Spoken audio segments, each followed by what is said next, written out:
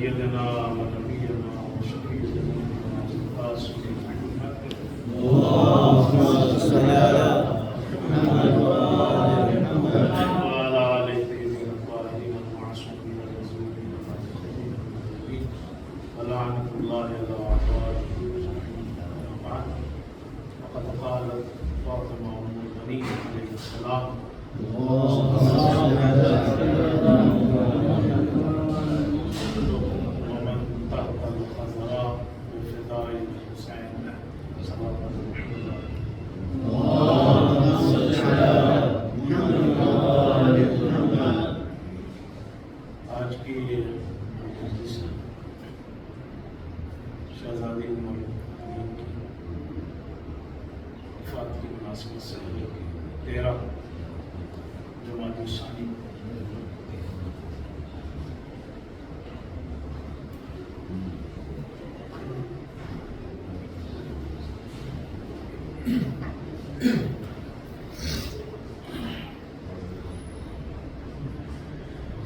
شہزادی زہرا سلام اللہ علیہا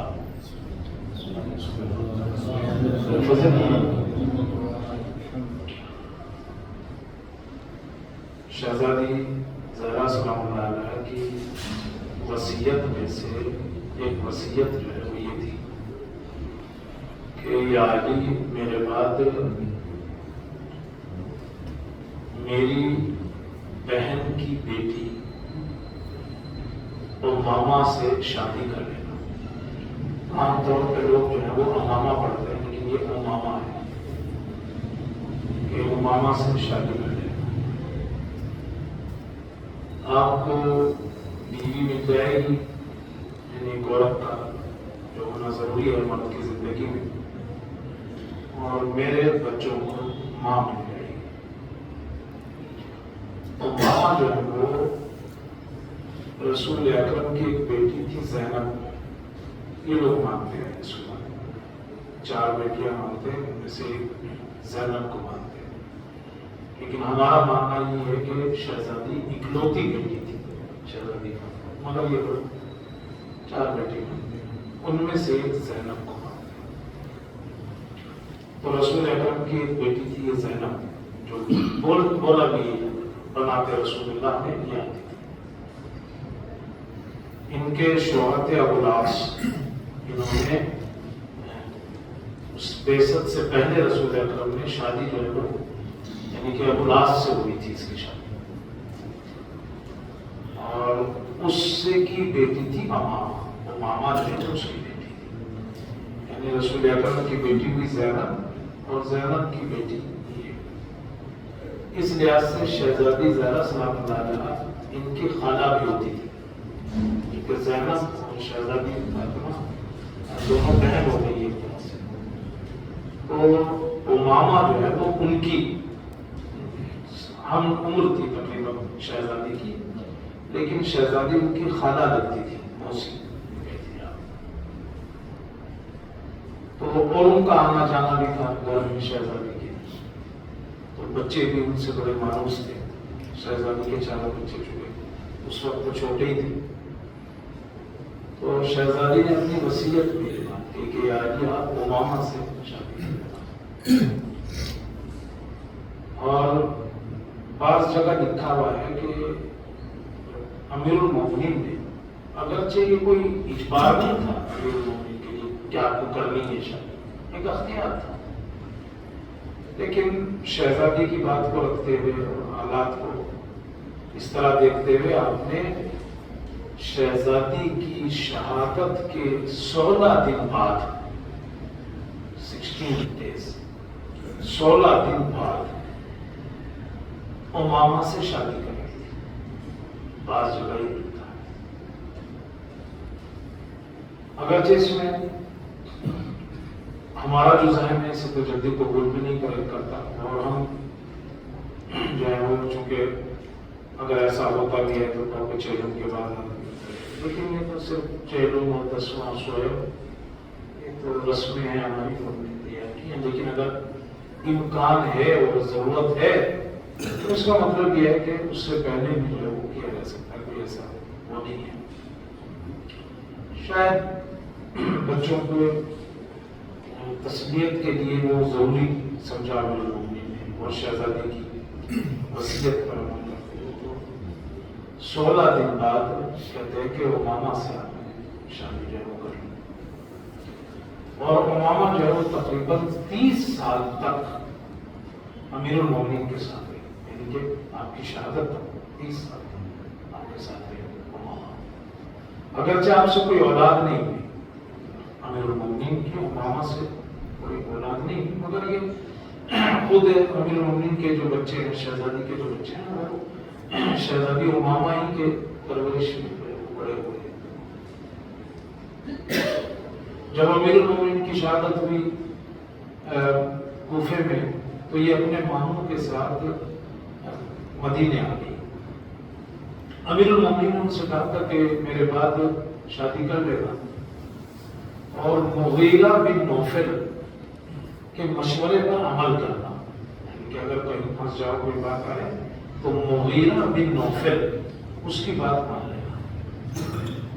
جب امیر المومنین کی شہادت ہو گئی اور یہ مدینہ آ گئی تو معاویہ نے مروان بن حکم کو جو مدینے کا گورنر تھا اسے خط لکھا اور کہا کہ میرا رشتہ لے کے جاؤ، امامہ کے لیے میرا رشتہ لے کے جاؤ، میں شادی کرنا چاہتا ہوں۔ معاویہ نے مروان بن حکم کو جو ہے وہ مروان بن حکم نے پیغام پہنچایا تو آپ وہیں گئے مغیرہ بن نوفل کے پاس، چونکہ امیر المومنین نے کہا تھا کہ مغیرہ کے مشورے پر عمل کرنا اور کہا کہ ایسے ایسے معاویہ کی طرف سے پیغام آیا ہے، تو مغیرہ نے یہ کہا کہ معاویہ سے بہتر تو میں، اور اگر تم چاہو تو اپنا یہ امر یعنی اپنے کو میرے سپرد کر دو، یعنی مجھ سے نکالا۔ اور شاید یہی وجہ تھی امیر المومنین نے کہا تھا کہ مغیرہ سے مشورہ کرنا، کیونکہ آپ نہیں چاہتے تھے کہ آپ کی شادی جو ہے وہ کے بعد جو ہے وہ معاویہ سے ہو۔ تو کہتے ہیں کہ امامہ نے اس بات کو قبول کر لیا اور مغیرہ بن نوفل سے آپ کی جو ہے وہ شادی کی۔ مروان نے معاویہ کو لکھا کہ مغیرہ سے شادی کر دیا تو اس نے کہا کوئی بات نہیں، وہ ان کی اپنا مرضی اور اپنا اختیار تھا۔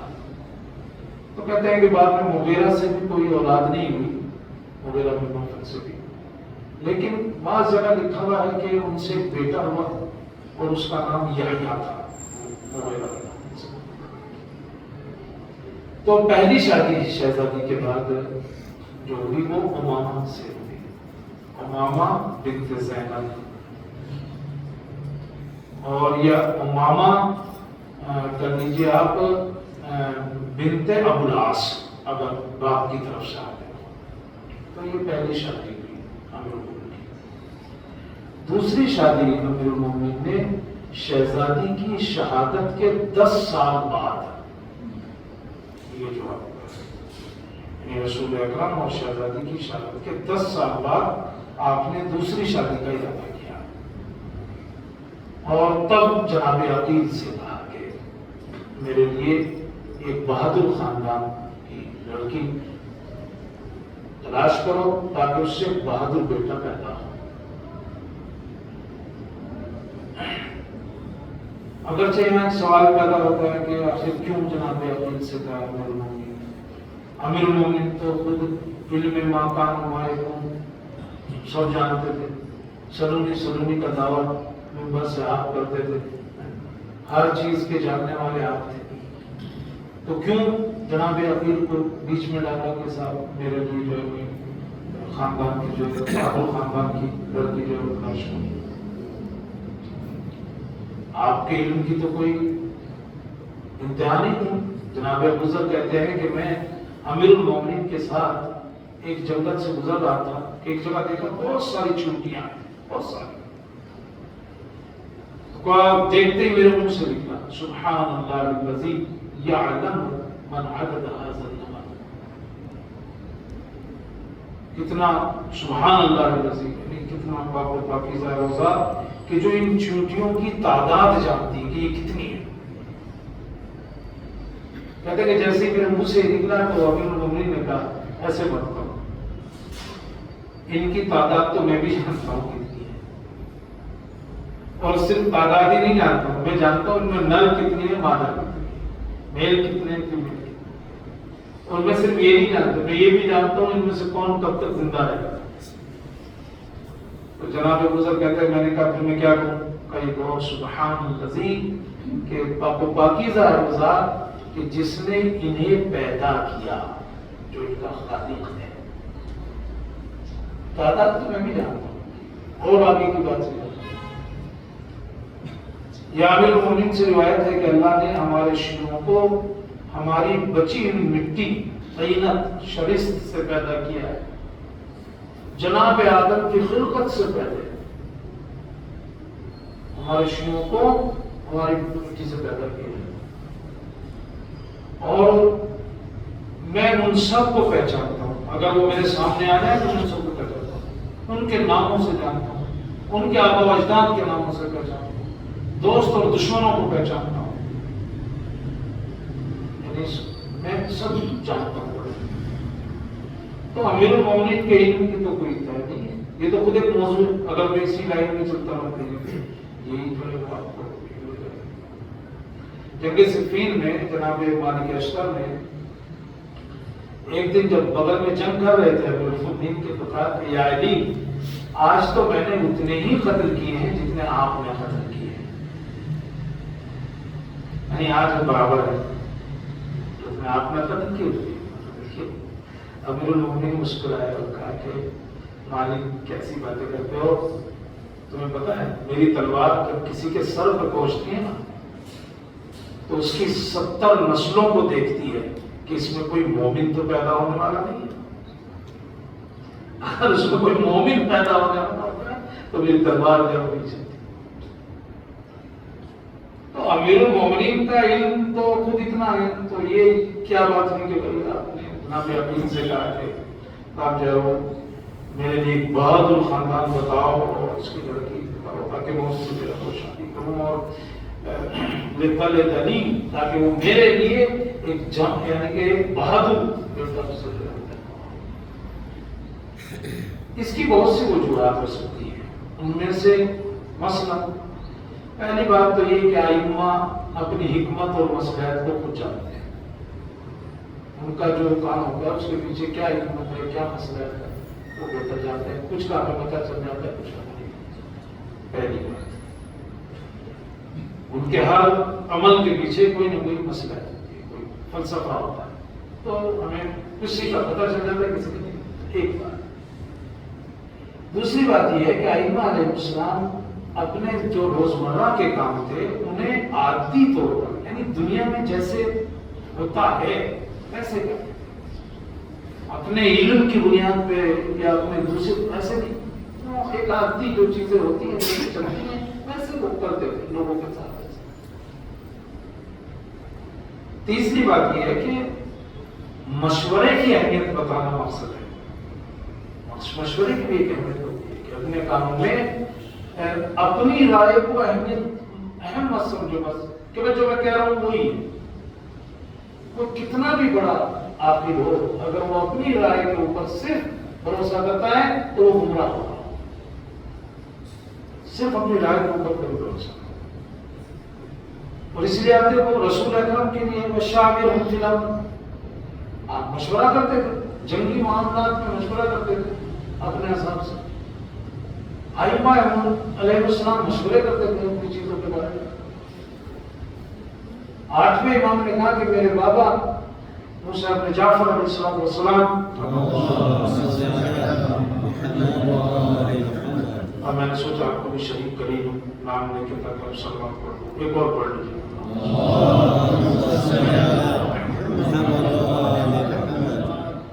کہا میرے بابا 7ویں امام وہ زمین اور باغوں کے بارے میں اپنے غلاموں سے مشورہ لیتے، جب ان سے کسی نے کہا اپنے غلاموں سے مشورہ لیتے تو آپ نے کہا کہ ہو سکتا ہے صحیح بات ان کی زبان پہ جاری ہو جائے تو اس میں کیا جائے۔ تو تیسری بات یہ ہے کہ مشورے کی اہمیت کا بیان، یہ اہمیت بیان کرنا مقصد تھا جو سے کہا گیا، اور اہم چیزوں میں مشورہ ویسے بھی ہونا چاہیے، ان میں سے جو اہم چیز ہے جس میں مشورہ ہونا اس میں شادی بھی ہے، اس کے لیے مشورہ بہت ضروری ہے۔ روایات اور حدیث میں ضروری ہے کہ آپ جہاں شادی کر رہے ہیں، جہاں سے بیٹی دے رہے ہیں یا جہاں بیٹی دے رہے ہیں، ضروری ہے ان کے بارے میں پوچھ گچھ آپ کو کرنی چاہیے۔ خاندان کیسا ہے، قبیلہ کیسا ہے، جس سے شادی کر رہے ہیں۔ دو چیزوں کی طرف بڑی تاکید ہے کہ ان میں دیکھو کہ دین ہے کہ نہیں، ان میں دیکھو اخلاق ہے کہ نہیں۔ تو یہ تو ویسے بھی اہم چیز ہے، دیدار ہے نیک لوگ بھی، باخلاق ہے کہ نہیں۔ یہ تو رسول اکرم کی حدیث آپ نے ارشاد فرمایا کہ اپنے بچوں کے رحم کے لیے کہ وہ کس رحم میں جائیں، ان کا نطفہ کس رحم میں ٹھہرے، اس کے لیے جو ہے وہ کوشش کرو، بہترین رحم انتخاب کرو۔ جانتے ہیں کیا اگلا فکر کہ ماموں جو ہوتے ہیں نا، ماموں کا ان کی صفت بھی بچوں میں منتقل ہوتی ہے۔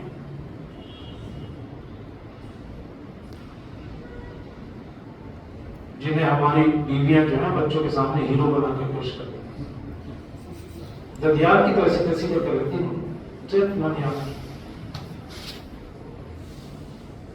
چچا تھا بھلے پوچھتے بچے، ماما ایسا ہے، ماما ایسا ہے، ایسے ہے۔ تو حدیث ہے یہ کہ ماموں کی صفات جو ہے وہ بچوں میں منتقل ہوتی ہے۔ یہ تو بہت اہم مسئلہ ہے۔ اچھا میں ماموں کو برا تھوڑا کروں، ہم بھی تو کسی کے ماموں ہیں، کسی کو خاص کر رہا ہوں، کوئی ماموں بھی ہے تو چچا بھی ہے، ایسا نہیں کہ کوئی سمجھنے میں صاحب کسی خاص یا یہ گھر میں کیسے ہوتا۔ ہاں یہ تو ہے، مجھے بڑی چڑ ہوتی ہے جب بچے بیٹھ کے ماموں کی کاٹنا نہیں چاہ رہا ہوں میں اس سے، لیکن تو یہ حدیث ہے منتقل ہوتی ہے صفات۔ یا وہ حدیث ہے کہ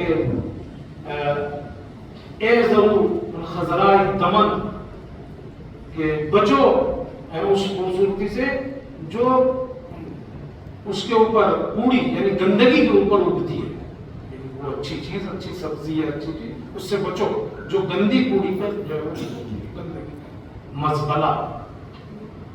تو کسی نے پوچھا یا رسول اللہ یہ کیا ہوا، یہ اس کا کیا مقصد ہے؟ تو آپ نے کہا کہ وہ خوبصورت عورت کہ جو پورے خاندان میں بنی بڑی ہے اس سے بچو۔ صرف خوبصورتی کی بنیاد پہ شادی نہ کر لو، خاندان تو طے اس کا۔ تو جناب عقیل سے کیوں پوچھا؟ ایک تو مشورہ اہم ترین اور شادی کا مسئلہ، اور جناب عقیل کی ایک خاصیت تھی، صفدی نامی ایک مورخ نے لکھا ہے کہ جناب عقیل جو ہے اس زمانے میں اس معاملے میں سب سے ماہر تھے، علم الانصاب پر یہ ان کا بڑا ایک ماہر فن تھے۔ مسجد نبوی میں ان کے لیے وہ لگا دی جاتی تھی، مصلی بچھا دیا جاتا تھا، اور وہ اپنی نماز پڑھتے تھے، اور جب نماز ختم کرتے تھے تو چاروں طرف سے لوگ جمع ہو جاتے تھے، اور پھر ان سے پوچھتے تھے فلاں خاندان کیسے، اور ان کی ایک صفت یہ لکھی ہے سریع الانتقال۔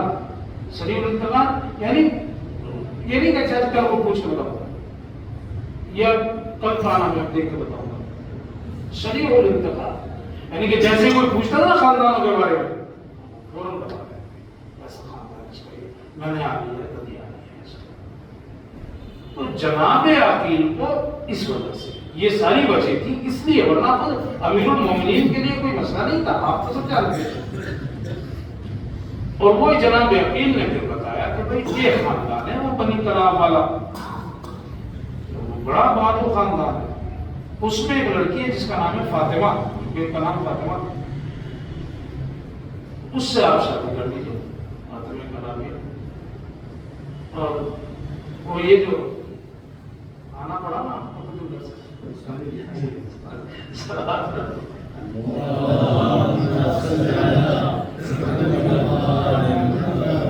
میں کہنے والا تھا مگر مجھے خود نہیں دکھائی دے رہا تھا۔ تو اس لیے کارن سے جناب عقیل سے، اور پھر جناب عقیل نے وہ ددیال بھی اور بنیان بھی کھول کر رکھ دیا۔ ددیال میں تو یہ تقریباً ننیہال میں تو یہ خود رسول اکرم سے جا کے ملتا ہے ان کا نسب. ان کا نسب جو ہے وہ رسول اکرم کا جو نسب ہے اس سے جا کے ملتا ہے. اور ننیہال میں بہت ہی بہادر لوگ تھے. ملائک الاسنہ ان کے ایک دوسرے نانا ہوتے تھے, ان کو ملائک الاسنہ کہا جاتا تھا. عامر نام تھا ان کا. وہ نیزوں سے کھیلتے تھے, یعنی اتنے بہادر تھے. اور جب امیر المومنین سے وہ بتایا اپنے خاندان کے بارے میں تو کہا کہ آپ کو چھوڑ کے عرب میں ان سے بہادر کوئی نہیں ہے. کہا جناب کہ آپ کو چھوڑ کر ان سے بہادر ہے, ان سے بہادر عرب میں جو ہے کوئی نہیں ہے. تو ان کا ننیال بھی ماشاءاللہ سے تھا, ددیال بھی جو ہے وہ ایسے بہادر خاندان تھا. اور وہ نہ کیا تو جناب عقیل نے یہ بات کی. اگرچہ میں ایک جملہ اور کہہ کے آگے بڑھ جاؤں, اور وہ یہ کہ یہ ویسے آسمانی ازدواج تھا. یہ زمین پہ تو یہ سارے چیزیں ہوئی ہیں, لیکن یہ طے نہیں تھا, طے ہو چکا تھا. یہ شادی جو ہے اس طرح شہزادی کے لیے طے تو ادھر ہی ہو چکا تھا. وہ جو رسم و رواج ہیں وہ سب ادھر ہوئے, اور اس کے لیے تاریخ میں کئی چیزیں گواہ کے طور پر پیش کی جا سکتی ہیں. مثلا میں کہہ سکتا ہوں, اصل جب جناب فاطمہ کلابیہ کی جو ہے وہ ولادت ہونے والی تھی, وہ اپنی ماں کے پیٹ میں تھی, تو ان کے بابا نے جو ہے وہ گئے تھے اپنے کچھ بنی کلاب کے لوگوں کے ساتھ سفر کے اوپر. کہتے ہیں کہ ایک رات انہوں نے خواب میں دیکھا کہ کچھ موتی, مروارید موتی جو ہے وہ ان کے اوپر آ کے پڑے ہیں, ان کے اوپر اور ان کی قوم کے جو لوگ تھے ان کے ساتھ, اور قوم بہت چمک رہے تھے. کچھ ہی دیر میں پھر ایک آدمی آیا, اس نے سلام کیا, میں نے جواب سلام دیا. تو اس نے پوچھا کہ ان کی کیا قیمت ہے, ان موتیوں کی جو تمہارے ہاتھوں پہ ہے.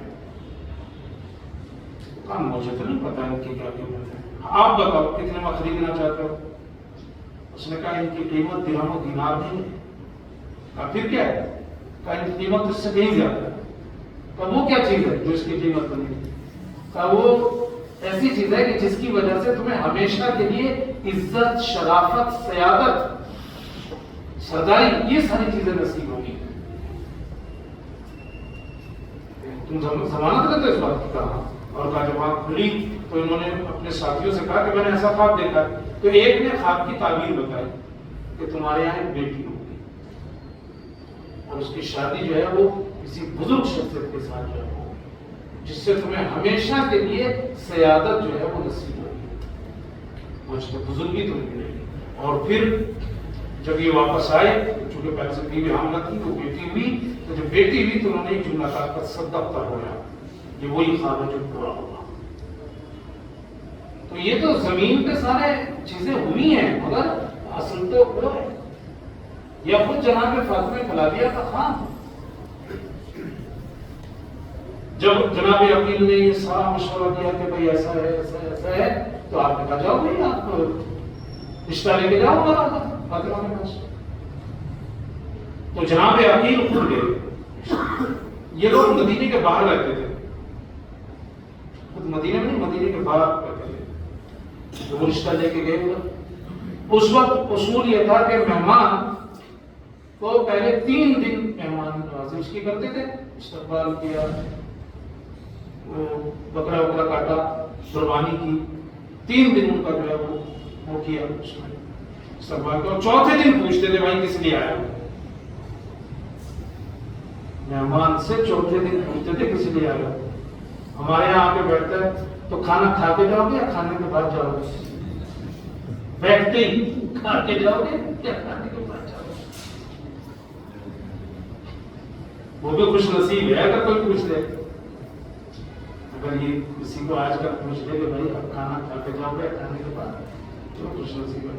ورنہ یہ کہتے کھانا تو کھا کے ہی آئے ہو گے, کم سے کم کھانا تو کھا کے ہی آئے ہو گے. لیکن اس وقت 3 دن وہ لوگ مہمان کے چوتھے دن پوچھتے تھے بھائی کس لیے آئے ہو. تو 3 دن بڑھیا. اچھا ویسے بھی کھانا عرب تو کھانے وانے کے مشہور لوگ تھے, تو انہوں نے چوتھے دن پوچھا کس لیے آئے. جناب حزام بن خالد ان کا نام تھا. یعنی کہ جناب فاطمہ کلابیہ کے باپ کا نام تھا اعظام الدین خالد. تو انہوں نے پوچھا آپ کس میں ہیں؟ کہا میں علی کا رشتہ لے کر آیا ہوں تمہاری بیٹی فاطمہ کے ساتھ. تو وہ تو تعجب کر گئے، انہوں نے کہا علی نے رشتہ میرے یہاں لیا. اچھا یہ اپنے کو بادیہ نشین یعنی کہ وہ گاؤں والے، گاؤں میں رہنے والے بادیہ نشین مدینے کے چکے باہر. تو کہا بھائی علی کے لیے تو بڑے کلچر والی لڑکی کی ضرورت ہے، ہم تو بادیہ نشین ہیں، وہ کیسے میل کھائیں گے آپس میں؟ تو جناب علی نے جملہ کہا، علی نے یہ سب کچھ جانتے ہوئے رشتہ بھیجا ہے، تم اس کی کیوں ٹینشن کر رہے ہو؟ جس نے رشتہ بھیجا ہے ان کو سب پتا ہے.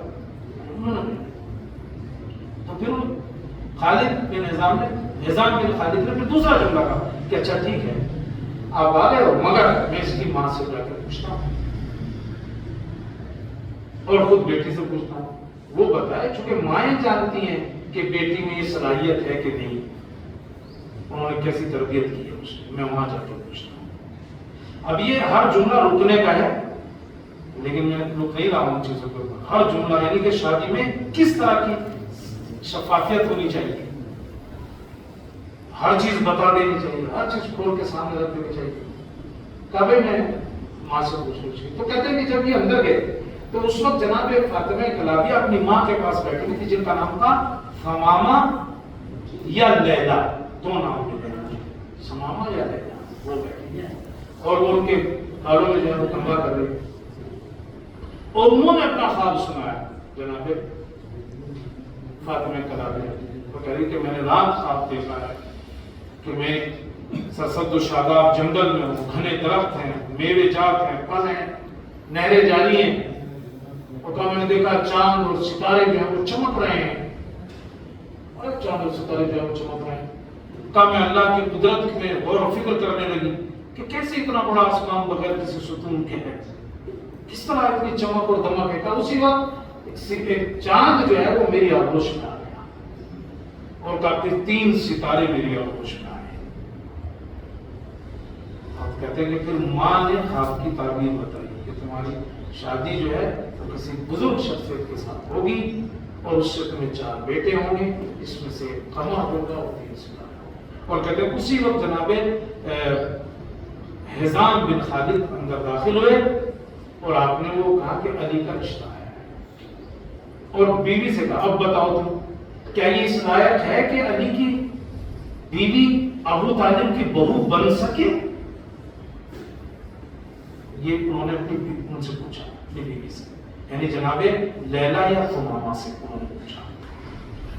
تو انہوں نے کہا میں نے اپنی بیٹی کی ایسی تربیت کی ہے کہ اس گھر میں جانے کے قابل ہے اور یہ علی کی خدمت کرے گی، اور آپ جو ہے یہ اجازت دے دو، یعنی آپ جو ہے شادی کرو.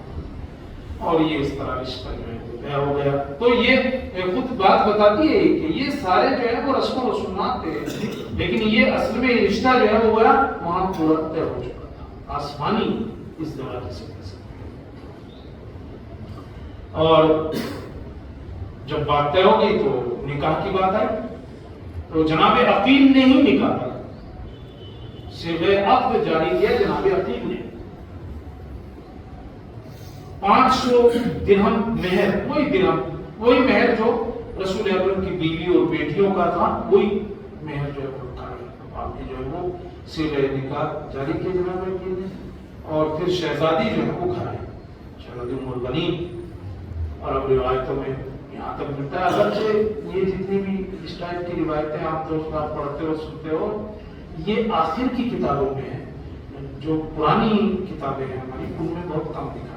کم کیا ہے ہی نہیں شاید. وہ 16 دن والی بھی آپ سے میں نے بس کہہ دی مگر وہ ملتی نہیں، یعنی جو پرانی اس میں ہے وہ ملتی نہیں ہے. مگر یہ تو بہت مشہور ہے، ہم پڑھتے ہیں آپ دروازے پائی تو اس وقت جو ہے وہ شہر، یعنی کہ آپ نے آ کے کہا کہ میں جب تک اندر داخل نہیں ہوں گی، یہ میں نے خود دیکھا ہے ویسے دیکھا ہے کہ میں جب تک اندر داخل نہیں ہوں جب تک فاطمہ کی بڑی بیٹی مجھے اجازت نہ دے. آپ نے اجازت دی. حسنین علیہ السلام اس وقت مریض تھے تو آپ جو ہے وہ ان کے پاس گئی اور کہا کہ میں شہزادی کی کنیز بن کے آئی. پھر کچھ دنوں کے بعد آپ نے کہا کہ یعنی مجھے فاطمہ ہونا ہے، میرا جو لقب ہے ام البنین اس سے مجھے جو ہے پکارا کیجیے، چونکہ جب آپ فاطمہ کہتے ہیں تو بچوں کو ماں یاد آتا ہے۔ اگرچہ اس وقت حسنین علیہ السلام کی عمر جو ہے وہ، اس لیے میں کہتا ہوں کہ کہیں کہیں یہ روایتیں تھوڑی سی وہ ہو جاتی ہیں کہ اس وقت اگر دیکھو آپ حسنین علیہ السلام کی عمر جو ہے، شہزادی کی بھی شہادت کے 10 سال بعد اگر شادی ہوئی تو آپ یہ اندازہ لگا سکتے ہو کہ اس وقت جو ہے وہ امام حسن کی عمر 7 سال تھی، تو 10 سال 17 سال، یعنی حسنین علیہ السلام جو ہے وہ ایسا نہیں کہ کوئی اس وقت بچے تھے، تو یعنی کہ ان کی عمر اچھی خاصی عمریں تھیں اس وقت۔ اور اگر یہ کہوں تو برا نہیں ہوگا کہ بعض لوگ کی تو شادیاں ہو چکی تھی، آپ امام علی کے بعض بچوں کی شادی ہو چکی ہے، اگر آپ تھوڑا سا اس کو میں اس لیے آپ کے درمیان میں یہ بات کر لیتا ہوں کہ آپ کا ذہن تھوڑا کھلا رہے ان چیزوں کو آپ کو پتہ رہے چاہیے۔ بہرحال مگر یہ سارے وقت ہوئے اور پھر آپ نے امام علی کے ساتھ وقت گزارا، یعنی کہ آپ کی شہادت تک ہوئی، اور 4 بیٹے ہوئے ان سے جناب عباس تو تقریباً یعنی کہ 1 سال کے بعد، چونکہ بعض لوگوں نے لکھا کہ یہ شادی 24-25 کے درمیان ہوئی اور اسی وقت 26 میں جناب عباس کی ولادت ہے، 26 ہجری کی ولادت ہے۔ لیکن جو اور 3 بیٹے ہیں وہ آخر کے 4 یا 5 سال کے بیچ کے ہیں، 3 بیٹے وہ آخر کے، اور جب امام علی کی شہادت ہوئی تو آخری بیٹے جو تھے جن کا نام تھا عثمان، ان کی عمر جو ہے وہ 1 سال، تو یعنی کہ جناب عباس کے بعد دوسرے بیٹے میں جو فاصلہ ہے وہ 10-15 سال کا ہے، اور جناب عباس کی عمر 35 سال تھی یا 32 سال کے قریب کربلا میں تھی، تو پھر ایک جو ہے وہ یعنی کہ 23 کا ہوا، ایک جو ہے وہ 21 کے ہوئے، اور ایک جو ہے وہ بالکل یعنی کہ 1 سال کا کربلا میں، تو یوں سمجھیے کہ وہ ایک 23 ایک 21 اور ایک جو ہے وہ یعنی کہ تقریباً 19 کے قریب میں کربلا کی عمر بتا رہا ہوں۔ لیکن جب امیر المومنین کی شہادت ہوئی تو سب سے چھوٹا بچہ جو ہے وہ 1 سال کا تھا۔ 4 بیٹے تھے جن میں پہلے تھے جناب عباس، دوسرے تھے جناب عبداللہ، تیسرے تھے جناب جعفر اور چوتھے تھے عثمان۔ اور یہ عثمان نام جو ہے بات آ گئی تو کہتے ہیں سوال پڑھو، ویسے میں ختم کر رہا ہوں۔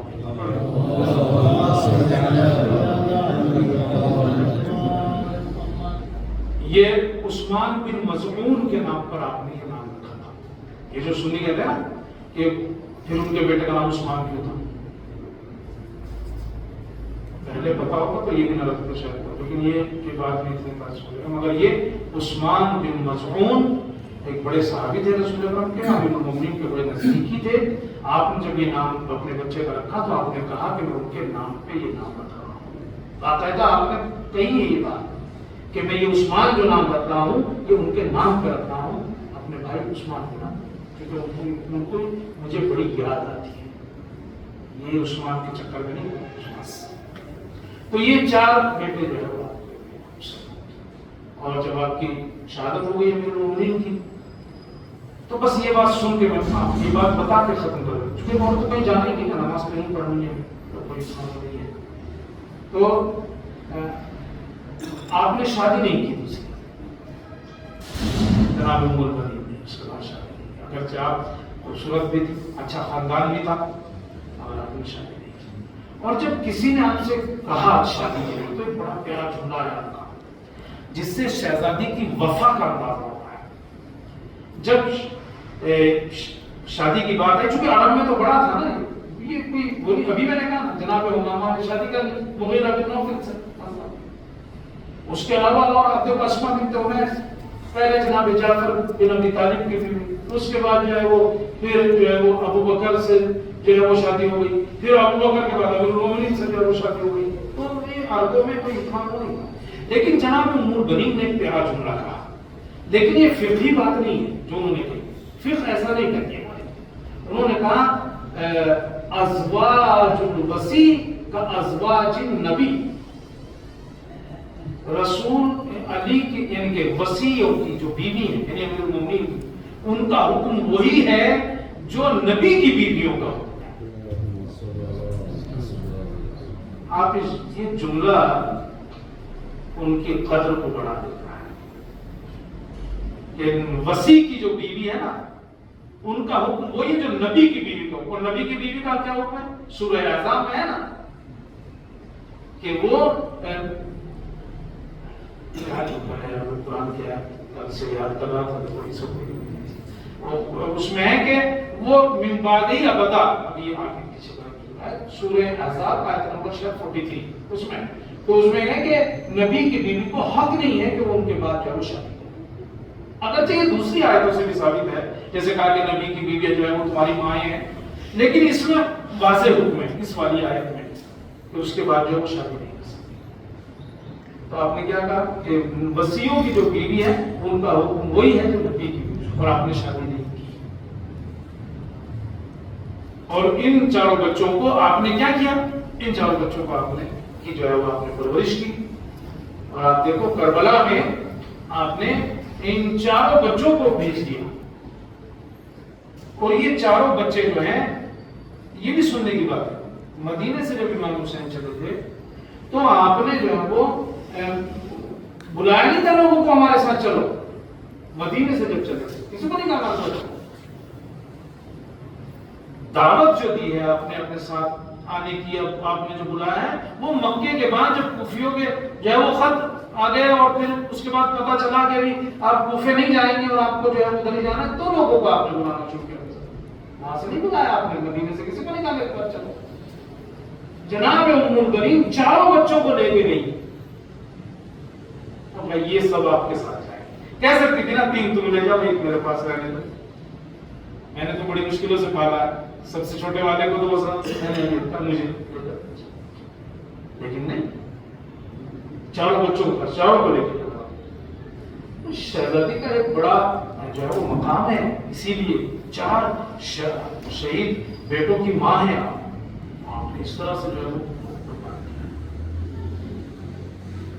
اسی لیے آپ دیکھو اللہ نے ایک بڑا مقام عطا کیا ہے، اگر ان کے توسل سے کوئی جو ہے وہ کچھ مانگتا ہے تو وہ ضرور جو ہے وہ پورا ہوتا ہے، اگر شہزادی کو وسیلہ بناتا ہے جناب وسیلہ بنا کر ضرور پورا ہوتا ہے۔ آقا رفیعی ایک بڑے خطیب ہیں ایران میں، وہ انہوں نے ایک جگہ واقعہ پڑھ رہے تھے کہ میں عمرے کے لیے گیا تھا اور بقی سے نکل رہا تھا، اور وہیں ایک بزرگ عالم تھے مجتہدی، وہ نکل رہے تھے، میں جا رہا تھا وہ نکل رہے تھے، تو وہ جناب ام البنین کی طرف سے آ رہے تھے، ویل چیئر پہ تھے، تو میں نے کہا کہ کیسے ہیں کیا ہیں، اور میں نے کہا کہ اللہ آپ کو نصیب کرے ہر سال آپ کو، انہوں نے کہا نہیں یہ میرا آخری سال ہے، یعنی گویا میں زندہ نہیں ہوں، اور کہتے ہیں کہ وہ مر بھی گئے اسی سال۔ تو کہا میں نے ان سے کہا کچھ بتائیے آپ ادھر سے آ رہے ہیں، کہا میری تو جب بھی کوئی دنیا میں مشکل ہوتی ہے تو میں شہزادی کے لیے صلوات پڑھتا ہوں یا ایک قرآن پڑھتا ہوں، قرآن کا کوئی سورہ پڑھتا ہوں یا کچھ پیسے نظر کرتا ہوں، میری دنیا میں مشکلات ہو جاتی ہے۔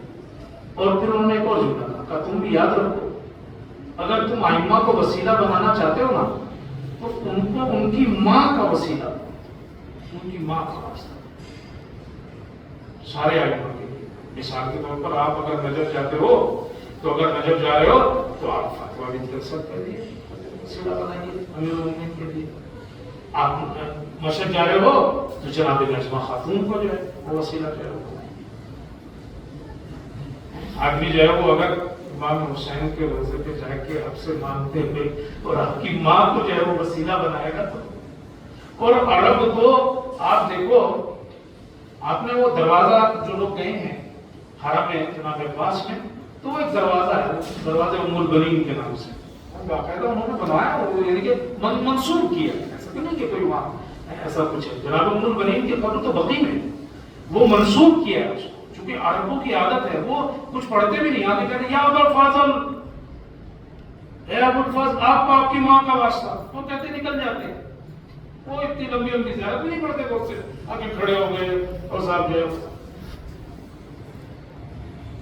یہ عربوں کا وہ آتے ہیں اور کھڑے تھے یا ابو الفاضل، اے ابو فاضل آپ کو آپ کی ماں کا واسطہ ام المؤمنین کا واسطہ. تو یعنی کہ انہوں نے کہا کہ جناب عباس کو کی ماں کے وسیلے سے آپ مشتری بزرگ آدمی تھے. کسی آپ محمد حسین شیرازی وہ کہتے ہیں کہ کسی نے جناب عباس کو خواب میں دیکھا اور کہا کہ میں کس کا وسیلہ بناؤں گا؟ میری ماں کا وسیلہ بناؤں. آپ محمود شاہودی بزرگ آدمی تھے. انہوں نے لکھا کہ 100 صلوات پڑھو اور شہزادی کو توسل کرو اور حاجتیں پوری ہوگی. ایک جگہ لکھا ہوا تھا کہ اگر کوئی 4 شب جمعہ جب وہ 10 سورہ یاسین پڑھے اس کی دنیا میں مشکلات حل ہوں گی. اور پڑھنے کا طریقہ بتا رہا کہ پہلی شب جمعہ میں 3 سورہ یاسین، دوسری میں 3، تیسری میں 3، اور جب چوتھی شب جمعہ تو 1 سورہ یاسین، مگر نیابت میں پڑھیے جناب عباس کی طرف سے پڑھ کے اور ان کی ماں کو وسیلہ کیجیے اور اپنی عادت کو طلب کریے.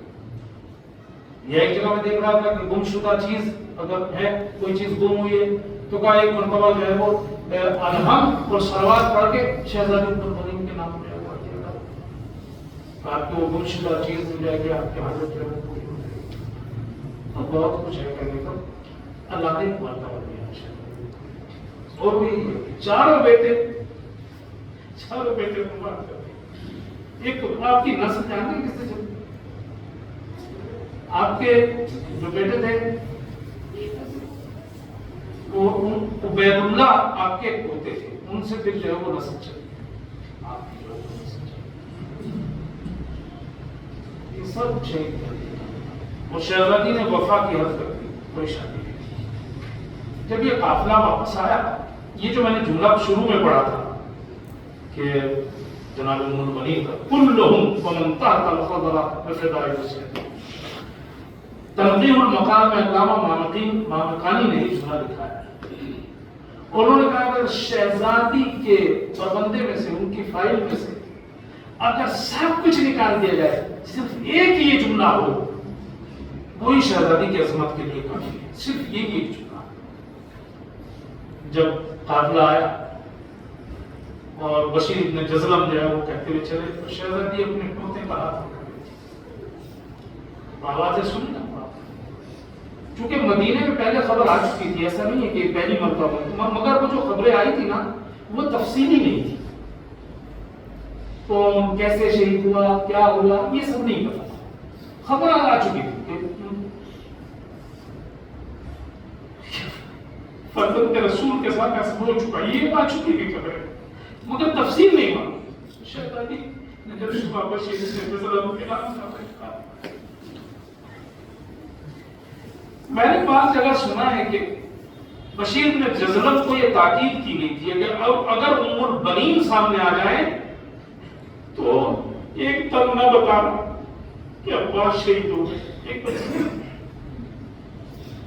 انہوں نے کہا کہ تاکید کی گئی تھی. بشیر بن جزلم دیکھا کہ ایک بوڑھی عورت ہے، کہا کہ کیا سنا تھا، کیا خبر ہے کربلا کی. اب اس نے ایک کا نام لینا شروع کیا. وہ شروع کیا جعفر سے کہ آپ کے ایک بیٹے جو جعفر تھے نا وہ شہید ہو گئے. آپ نے کہا حسین کے بارے میں بتاؤ. مجھے جعفر کو نہیں سننا، حسین کو بتاؤ. کہ آپ کے جو بیٹے تھے نا عبداللہ وہ شہید ہو گئے. مجھے حسین کے بارے میں بتاؤ. میرا حسین وہ کہتا ہے کہ میں نے کہا کہ آپ کے جو بیٹے تھے عثمان وہ شہید ہو گئے. آپ نے دیکھا میں تجھ سے کیا سوال کرتی ہوں، تو کیا جواب دیتا ہے. دوسری مرتبہ پلٹ کے کہا آپ کے عباس بھی شہید ہو گئے. اللہ اکبر. تو شہزادی نے یہ جملہ کہا کلہم ومن تحت الخضر بفداء حسین.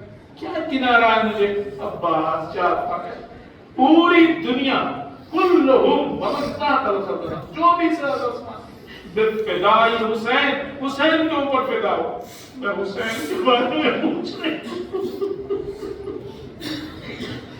کہتے ہیں کہ جب بشیر ابن جزلم نے کہا کہ حسین بھی شہید کر دیے گئے تو ایک تو شہزادی ہائے حسین کا اور زمین کے اوپر بیٹھ گئی. یہ ہے شہزادی. چاروں بچوں کی شہادت کے سننے کے بعد کچھ نہیں کہا. کلہم ومن تحت بفداء الحسین، سب حسین کو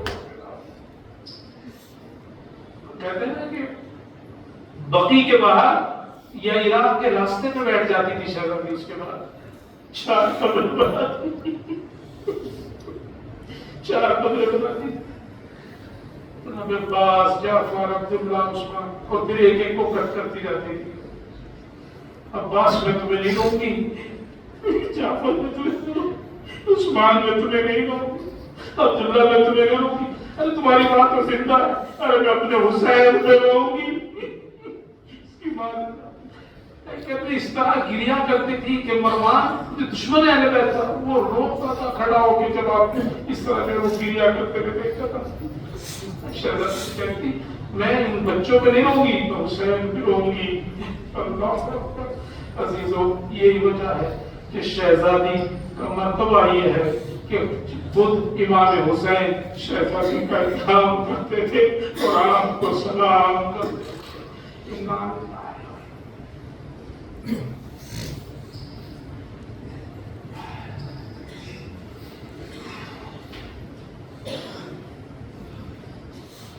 محمد محمد کا ہمارا ذکر قبول فرما، محبوب اسوات جو بھی معین کیے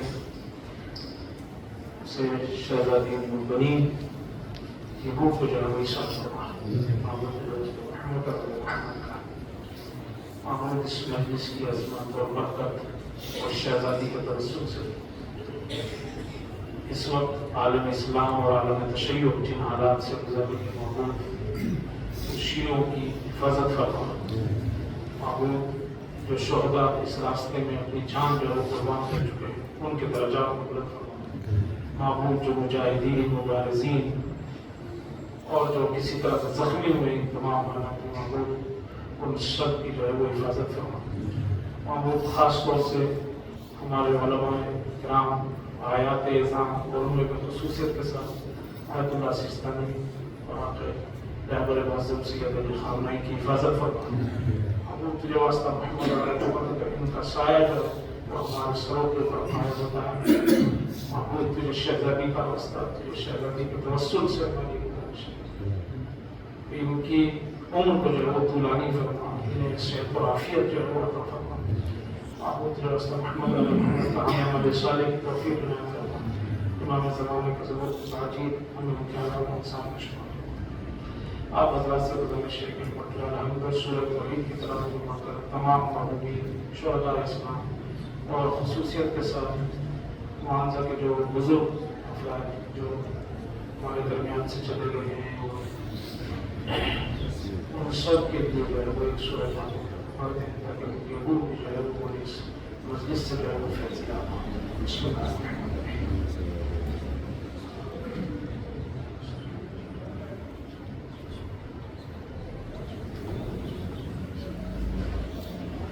Thank you.